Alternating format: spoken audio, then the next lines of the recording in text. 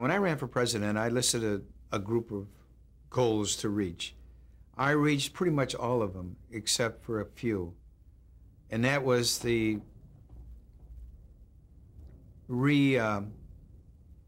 it was the combining with Natus on a sensible deal, not what John Cannon wanted. We almost had a deal. I almost had a deal with Natus to join, get back together again, and he blew it all out, blew it right out in the water.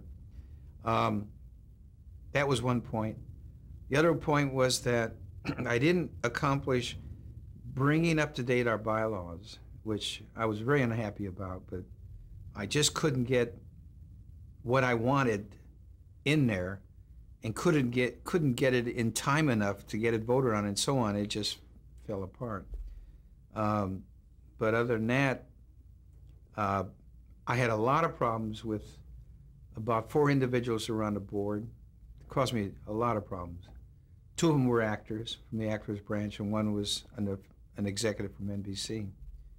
Gave me a lot of problems, and it all started, again, realizing that we're low in funds, and the networks were only giving us like $750,000 per year for 3 years. And if you look at the numbers, there's no way that we're going to be able to make it or do anything, And meanwhile, this building is going up. Of course, it wasn't going to cost us any money, but it will eventually because we had to furnish it.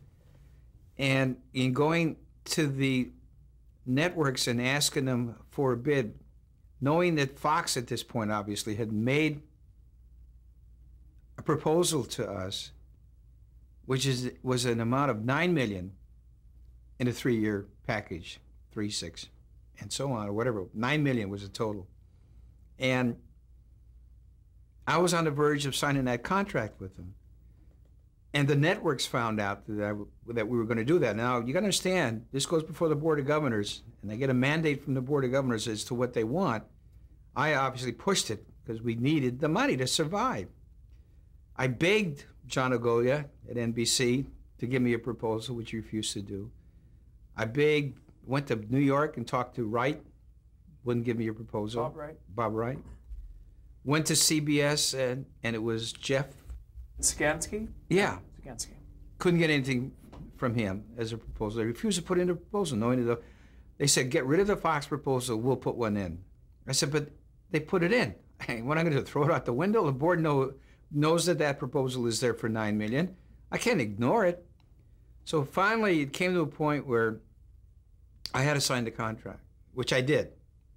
But prior to signing it, I called John Ogolia. I said, John, I'm going to ask you this one. Now, you got to understand, John was on my executive committee. I appointed him on my executive committee.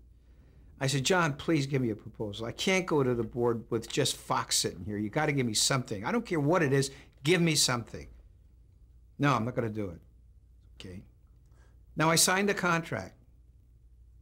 The governors, 2 governors from NBC, demanded a meeting, which, according to the bylaws, they have a right to call a meeting to discuss this matter further.